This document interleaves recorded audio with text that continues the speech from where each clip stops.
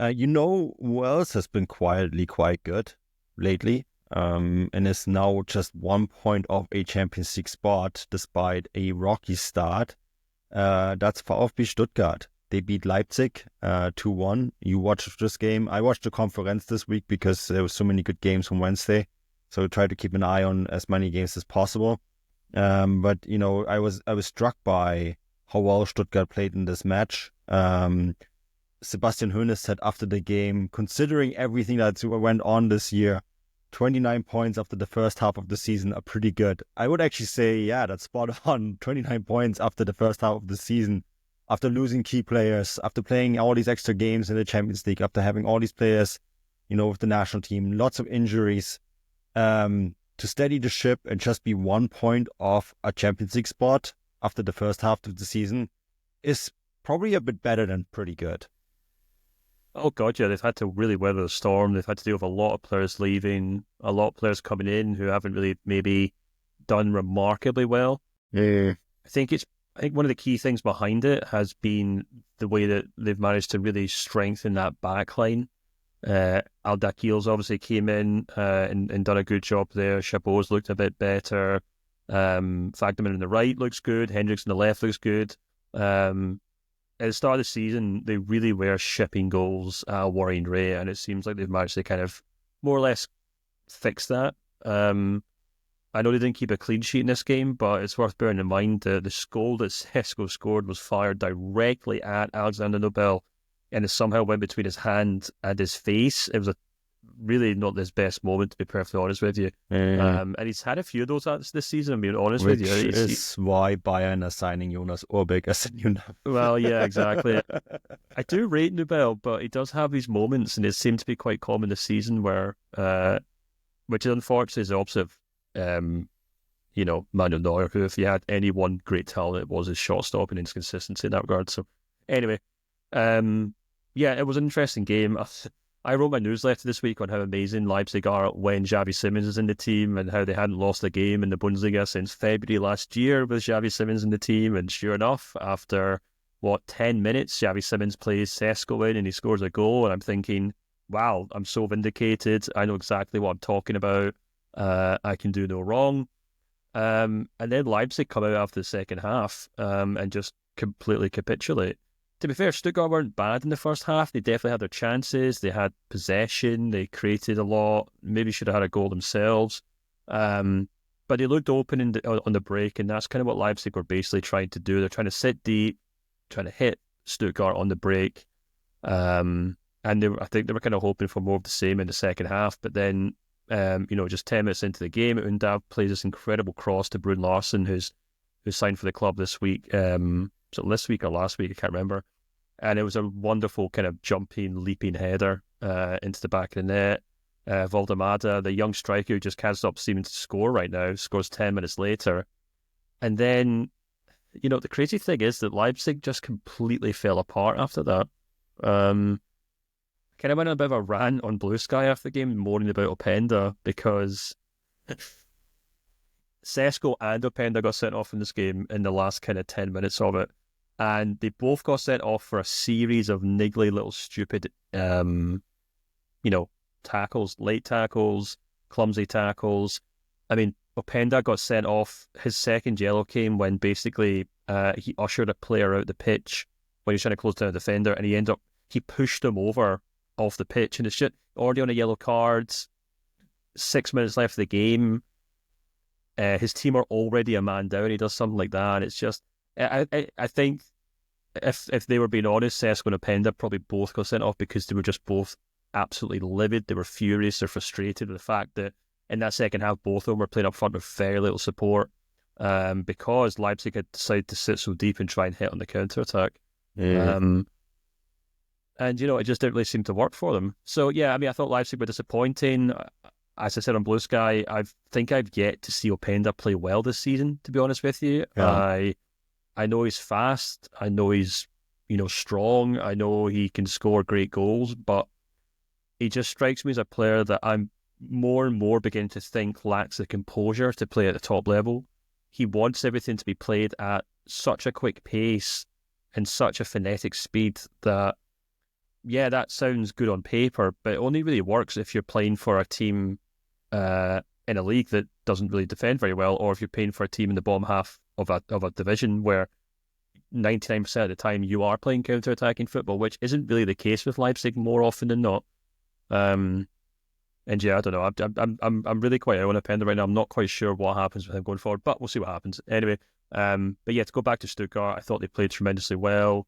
Time and time again, Hoeneß just kind of takes players and he makes them better. Voldemata, the young player whose name I continue to mispronounce, I'm sure. No, that's spot on. Good job. Okay, good. He's just blossoming. He's just blossoming into a great young player. You know, the next in a long line of Stuttgart prospects who's doing well. Bruun Larsen comes in, immediately does a job for them. I thought Freiburg did a really good job. I thought he played well. He's been a bit quiet this season, but I thought he was outstanding in this match. So, yeah, great win for Stuttgart, a big win for Stuttgart. And Leipzig finally lose a game with Simmons in the team. And you missed one name as well, who I thought was outstanding too, and that was Bruun Larsen. Yeah. Well, I mentioned his goal. Did you mention him? Yeah. Okay. Yeah, I mentioned his goal. Yeah. You know his, that cross by Dennis Undav and that header by Bruun Larsen. That was like 1990s football, man. It was so good.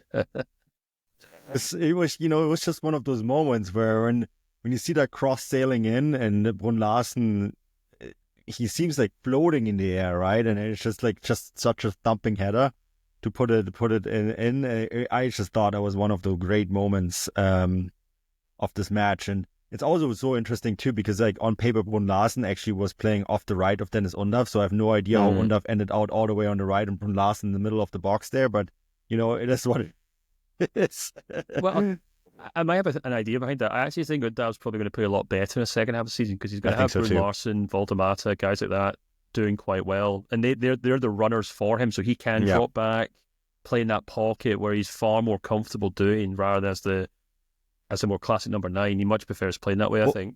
He is not a number 9, right? I mean, like, he does have the ability to play as a number 9. He has an incredible goal-scoring rate, but he's not your classic center forward, right? He's far more mobile than that. And I personally, you know this, I'm a big Dennis Undav fan. I think he's a fantastic player, and I think the fact that Stuttgart were able to hang on to them is a real masterstroke because, he's going to be, when you join a club like Stuttgart for 30 million euros, that's a long-term thing. He's going to be the face of that club for a long time. And I think he is already pretty much the leader of that club. He's front and forward on everything that they do as an organization. But I do think you're right, because Voldemata is more of a number 9. Bruun Larsen kind of can help him out to play drop deeper as well. So, I think it complements him a little bit better. And him having to do less on the pitch is also good for his fitness, because I think that was one thing that really held him back in the first half of the season was his fitness issues, So him coming to the forefront, having had a little bit of a break, if he's up for a big second half of the season, Stuttgart are 5th. But there's a world where they go past Leipzig and, qualify for the Champions League again. And I think that would be beyond their own wildest dreams, if they manage to do that.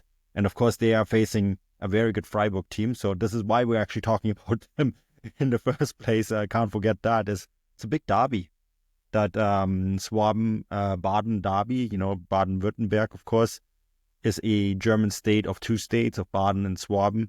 They don't necessarily get quite along. So, this is a big game where the Badenser are visiting the Swabians in Stuttgart. And yeah, I mean, that alone is a good reason to tune in, but it's also 2 really good teams. We haven't really talked about Freiburg yet. And no, they got absolutely demolished midweek by a very good Frankfurt side. But this is a Freiburg team that's actually playing a really good season, Stefan. They are playing a really good season, yeah. And, they've done relatively well so far this season. I know, obviously, they lost to Frankfurt.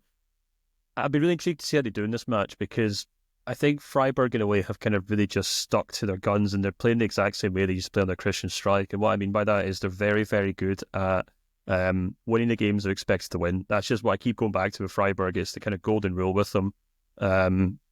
It means that they kind of keep staying close to that kind of top 6 spot. They keep picking up the points they're expected to pick up. But when they kind of come into these kind of games against good teams, they do typically struggle. Hence why they lost to Frankfurt. I was fully expecting that result, to be perfectly honest with you, because despite how good they have been, they just seem to. I don't know if it's just a mental thing where they say, right, we don't actually have to try in this game. There's no expectations, or they just obviously have the limits as a team. But they do kind of come undone against those sides, and it'll be interesting to see if they view Stuttgart as a good team, which they'll struggle against, or as a team who are equally kind of mid-table, aspiring to be in the top six, and then obviously, capitulate to them, or rather, in that case, to do better. Their their away form hasn't been great either this season. They've lost 5 of their 9 away games. So I think this would be a match for Stuttgart to make sure they try and win, because, you were saying there about them maybe getting back into the top 4, and I think that's perfectly doable when you look at the clubs around them, but they've clearly struggled with the kind of added workload of having the Champions League in those midweek games, which return next week. So you think they've got Bratislava, then they've got PSG, and then they have a DFB Pokal quarter-final against Augsburg. So, they're obviously probably not going to make it out of the Champions League group, but they might. They might. Well, yeah, maybe. We'll see. They but might. It has kind of put a dent in their league form, not to mention the fact that, as we mentioned, there's huge turnover of squad as well and players. But point I'm making is they'll probably want to make sure they pick up 3 points against Freiburg here, because the next kind of 5 or 6 weeks after that might be a bit more challenging for them. And the German Cup against Augsburg, which is like an interstate rivalry between 2 Swabian teams, I think that is one that they should really focus on, because I think the German Cup is very winnable for Stuttgart this year. If you want to pick up silverware, that is a competition, I think, because Bayern Munich are out, right? Leverkusen is still in it, so that is, of course, a team that could, make things difficult for you. But I think that's a trophy that you can win. So if you're Stuttgart, you might want to focus on that. But yeah, you're quite right. I mean, this is after the winter break. They now had 2 games. They are 1 point off a Champions League spot. They narrowed that gap to Leipzig. But at the same token, you look at this table, and Freiburg are only 2 points behind Stuttgart in 8th place. And this is how narrow everything is, right? So this Bundesliga season has been just so crazy. We have a proper title race at the top, which is wonderful. Then we have kind of Frankfurt floating there on 3rd place between good and evil. And then we have a big group of teams that basically from 4th, Leipzig, all the way down, let's not discount Dortmund quite yet, to 10th place. We're still kind of eyeing up the Champions League spot, right? The final Champions League spot, which I think it's going to be. And yeah, that's just crazy. I mean, this table is just wild. And for Stuttgart and Freiburg, this is a defining match then, and definitely one that we wanted to highlight. Yeah, absolutely. So it's going to be an interesting game. It's going to be an interesting kind of weekend. I'm losing track of what match day is, because it's so thick and fast. 18. It's the official start of the Rückrunde. Yeah, exactly. Well, it's given us a great opportunity to kind of go through a lot of the teams, and hopefully we've done that. And gosh, we'll see what happens next week after another fascinating round, I suppose.